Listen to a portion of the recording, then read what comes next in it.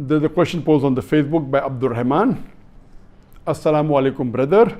Suppose a Muslim doctor does, while treating a COVID-19 patient, dies. Suppose a Muslim doctor dies. Many a time O becomes I, so it says does. But I realize even when I type, I want to type on, it becomes in. I want to type in, it becomes O.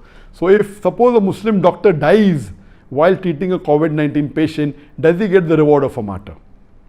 And I quoted the hadith earlier in my first session as well as the second session that our beloved Prophet Muhammad Sallallahu Alaihi Wasallam said. It's a hadith of Sahih Bukhari, volume number 7, hadith number 5734, that a plague is sent by Allah subhanahu wa ta'ala as a punishment to the believers, to the unbelievers, to whoever he wants. But as for the believers, the plague is a blessing.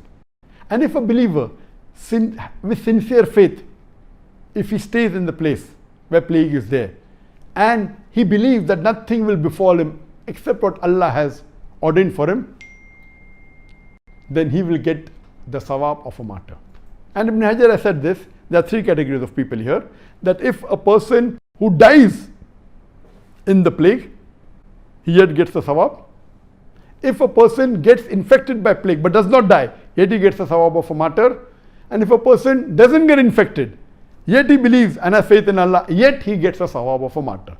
If he dies in another hadith, he is called as a martyr. But let me differentiate between a plague and COVID-19, coronavirus disease 2019. Plague is an epidemic.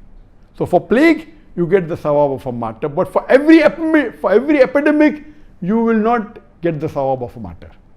A plague is an epidemic due to bacteria. It is bacterial. COVID-19 is viral. It's an epidemic, but it's not bacterial.